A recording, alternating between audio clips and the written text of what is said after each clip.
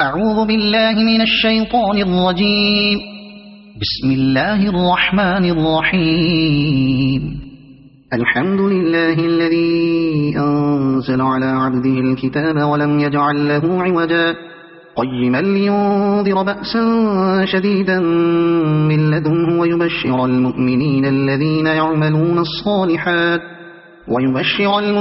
الذين يعملون الصالحات أن لهم أجرا حسنا ماكثين فيه أبدا وينذر الذين قالوا اتخذ الله ولدا ما لهم به من علم ولا لآبائهم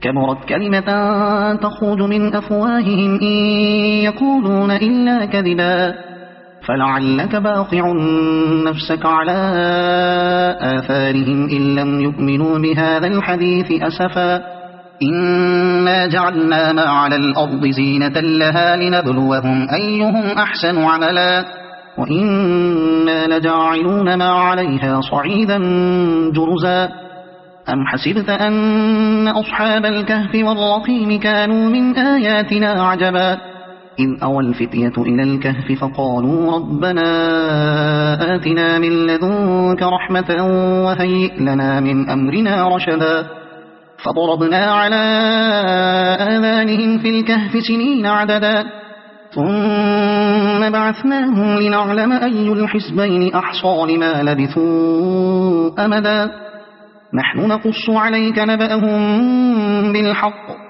إنهم فتية آمنوا بربهم وزدناهم هدى وربطنا على قلوبهم إذ قاموا فقالوا ربنا رب السماوات والأرض لن ندعو من دونه إلها لقد قلنا إذا شططا هؤلاء قومنا اتخذوا من دونه آلهة لولا يأتون عليهم بسلطان بين فمن أظلم ممن افترى على الله كذبا وإذ اعتزلتموهم وما يعبدون إلا الله فأووا إلى الكهف ينشر لكم ربكم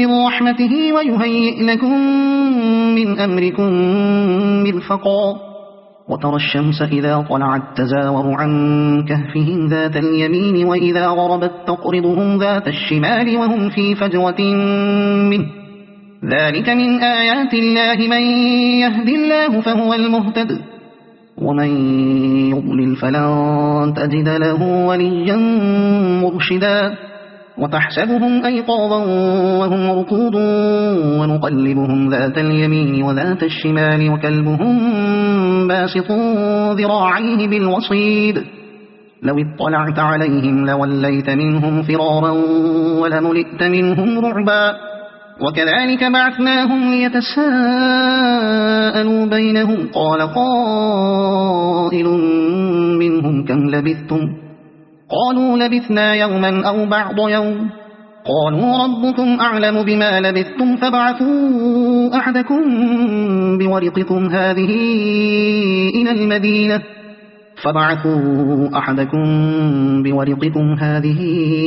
إلى المدينة فلينظر أيها أزكى طعاما فليأتكم برزق منه وليتلطف ولا يشعرن بكم أحدا إنهم إن يظهروا عليكم يرجموكم أو يعيدوكم في ملتهم ولن تفلحوا إذا أبدا وكذلك أعثرنا عليهم ليعلموا أن وعد الله حق وأن الساعة لا ريب فيها إذ يتنازعون بينهم أمرهم فقالوا بنوا عليهم بنيانا ربهم أعلم بهم قال الذين غلبوا على أمرهم لنتخذن عليهم مسجدا سيقولون 3 رابعهم كلبهم ويقولون 5 سادسهم كلبهم رجما بالغيب ويقولون 7 وثامنهم كلبهم قل ربي أعلم بعدتهم ما يعلمهم إلا قليل فلا تمار فيهم إلا مراء ظاهرا ولا تستفت فيهم منهم أحدا ولا تقولن لشيء إني فاعل ذلك غدا إلا أن يشاء الله واذكر ربك إذا نسيت وقل عسى أن يهديني ربي لأقرب من هذا رشدا ولبثوا في كهفهم 300 سنين وازدادوا 9 قل الله أعلم بما لبثوا له غيب السماوات والأرض أبصر به وأسمع ما لهم من دونه من ولي ولا يشرك في حكمه أحدا واتل ما أوحي إليك من كتاب ربك لا مبدل لكلماته ولن تجد من دونه ملتحدا واصبر نفسك مع الذين يدعون ربهم بالغداة والعشي يريدون وجهه ولا تعد عيناك عنهم تريد زينة الحياة الدنيا ولا تطع من أغفلنا قلبه عن ذكرنا واتبع هواه وكان أمره فرطا وقل الحق من ربكم فمن شاء فليؤمن ومن شاء فليكفر إنا أعتدنا للظالمين نارا أحاط بهم سرادقها وإن يستغيثوا يغاثوا بماء كالمهل يشوي الوجوه بئس الشراب وساءت مرتفقا إن الذين آمنوا وعملوا الصالحات إنا لا نضيع أجر من أحسن عملا أولئك لهم جنات عدن تجري من تحتهم الأنهار يحلون فيها من أساور من ذهب ويلبسون ثيابا خضرا من سندس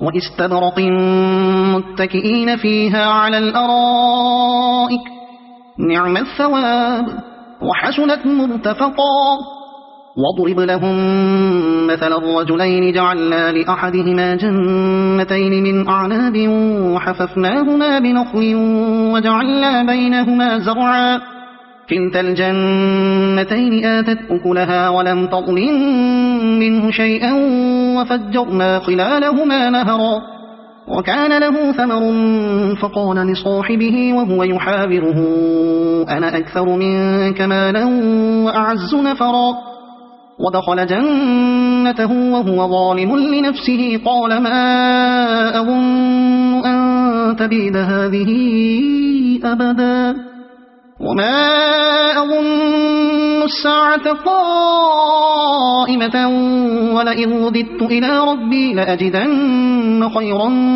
منها منقلبا قال له صاحبه وهو يحاوره أكفرت بالذي خلقك من تراب ثم من نطفة ثم سواك رجلا لكن هو الله ربي ولا أشرك بربي أحدا ولولا إذ دخلت جنتك قلت ما شاء الله لا قوة إلا بالله إن ترني أنا أقل منك مالا وولدا فعسى ربي أن يؤتيني خيرا من جنتك ويرسل عليها حسبانا من السماء فتصبح صعيدا زلقا أو يصبح ماؤها غورا فلن تستطيع له طلبا وأحيط بثمره فأصبح يقلب كفيه على ما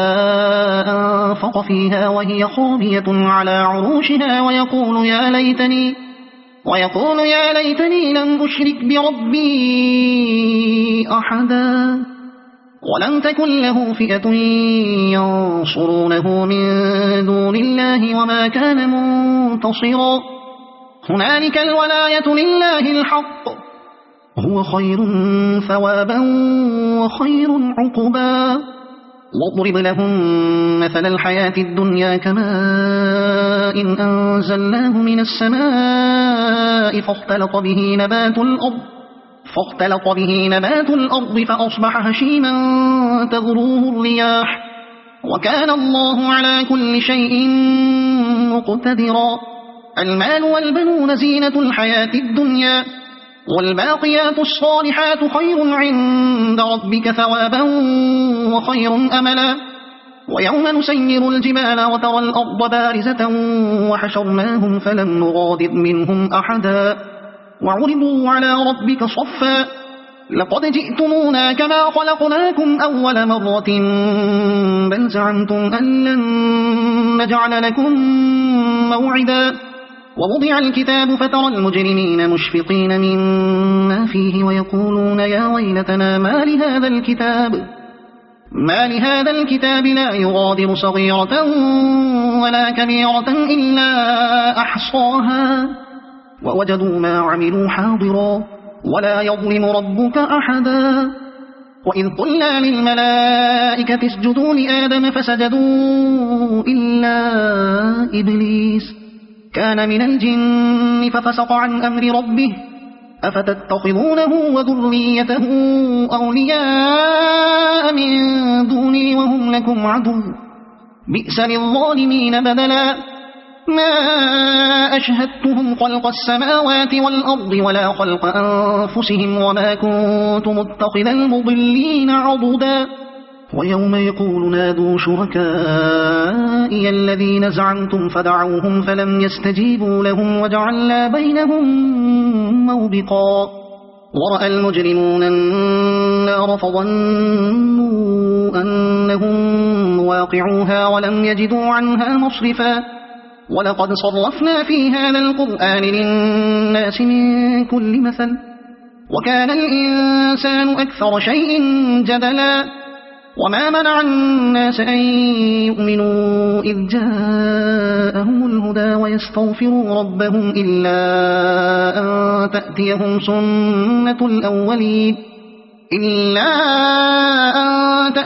سنة الأولين أو يأتيهم العذاب قبلا. وما نرسل المرسلين إلا مبشرين ومنذرين ويجادل الذين كفروا بالباطل ليدحضوا به الحق واتخذوا آياتي وما أنذروا هزوا. ومن أظلم ممن ذكر بآيات ربه فأعرض عنها ونسي ما قدمت يداه إنا جعلنا على قلوبهم أكنة أن يفقهوه وفي آذانهم وقرا وإن تدعهم إلى الهدى فلن يهتدوا إذن أبدا. وربك الغفور ذو الرحمة لو يؤاخذهم بما كسبوا لعجل لهم العذاب بل لهم موعد لن يجدوا من دونه موئلا.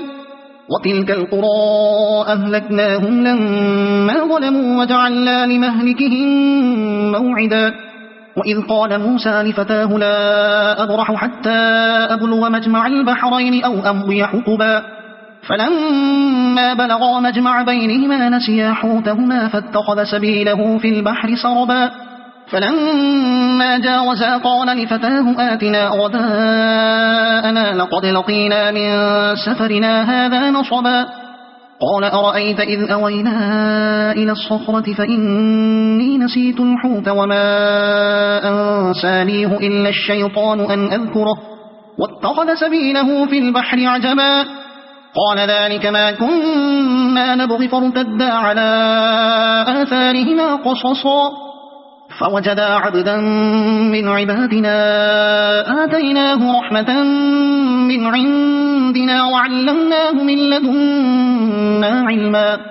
قال له موسى هل أتبعك على أن تعلمني مما علمت رشدا قال إنك لن تستطيع معي صبرا وكيف تصبر على ما لم تحط به خبرا. قال ستجدني إن شاء الله صابرا ولا أعصي لك أمرا. قال فإن اتبعتني فلا تسألني عن شيء حتى أحدث لك منه ذكرا. فانطلقا حتى إذا ركبا في السفينة خرقها قال أخرقتها لتغرق أهلها لقد جئت شيئا إمرا. قال ألم أقل إنك لن تستطيع معي صبرا. قال لا تؤاخذني بما نسيت ولا ترهقني من أمري عسرا.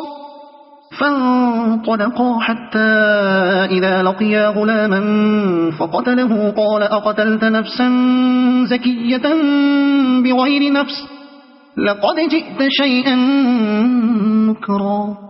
قال ألم أقل لك إنك لن تستطيع معي صبرا. قال إن سألتك عن شيء بعدها فلا تصاحبني قد بلغت من لدني عذرا. فانطلقا حتى إذا أتيا أهل قرية استطعما أهلها فأبوا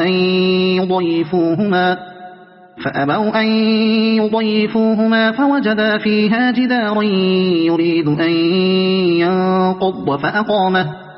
قال لو شئت لاتخذت عليه أجرا. قال هذا فراق بيني وبينك سأنبئك بتأويل ما لم تستطع عليه صبرا.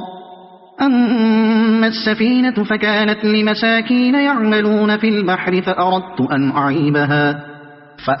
أن أعيبها وكان وراءهم ملك يأخذ كل سفينة غصبا. وأما الغلام فكان أبواه مؤمنين فخشينا أن يرهقهما طغيانا وكفرا. فأردنا أن يبدلهما ربهما خيرا منه زكاة وأقرب رحما. وأما الجدار فكان لغلامين يتيمين في المدينة وكان تحته كنز لهما وكان أبوهما صالحا. فأراد ربك أن يبلغا أشدهما ويستخرجا كنزهما رحمة من ربك وما فعلته عن أمري ذلك تأويل ما لم تستطع عليه صبرا. ويسألونك عن ذي القرنين قل سأتلو عليكم منه ذكرا.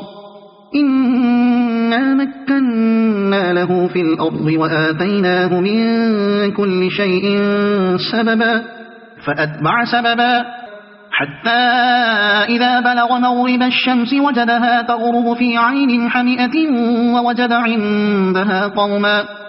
قلنا يا ذا القرنين إما أن تعذب وإما أن تتخذ فيهم حسنا.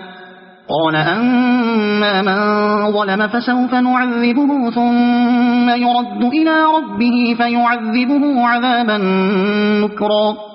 وأما من آمن وعمل صالحا فله جزاء الحسنى وسنقول له من أمرنا يسرا. ثم أتبع سببا حتى إذا بلغ مطلع الشمس وجدها تطلع على قوم لم نجعل لهم من دونها سترا كذلك وقد أحطنا بما لديه خبرا. ثم أتبع سببا حتى إذا بلغ بين السدين وجد من دونهما قوما لا يكادون يفقهون قولا. قالوا يا ذا القرنين إن يأجوج ومأجوج مفسدون في الأرض فهل نجعل لك خرجا على أن تجعل بيننا وبينهم سدا. قال ما مكنني فيه ربي خير فأعينوني بقوة أجعل بينكم وبينهم ردما. آتوني زبر الحديد حتى إذا ساوى بين الصدفين قال انفخوا حتى إذا جعله نارا قال آتوني أفرغ عليه قطرا. فما استطاعوا أن يظهروه وما استطاعوا له نقبا. قال هذا رحمة من ربي فإذا جاء وعد ربي جعله دكاء وكان وعد ربي حقا وتركنا بعضهم يومئذ يموج في بعض ونفخ في الصور فجمعناهم جمعا وعرضنا جهنم يومئذ للكافرين عرضا الذين كانت أعينهم في غطاء عن ذكري وكانوا لا يستطيعون سمعا أفحسب الذين كفروا أن يتخذوا عبادي من دوني أولياء إنا أعتدنا جهنم للكافرين نزلا قل هل ننبئكم بالأخسرين أعمالا الذين ضل سعيهم في الحياة الدنيا وهم يحسبون أنهم يحسنون صنعا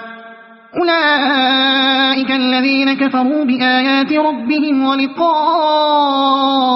فحبطت أعمالهم فلا نقيم لهم يوم القيامة وزنا ذلك جزاؤهم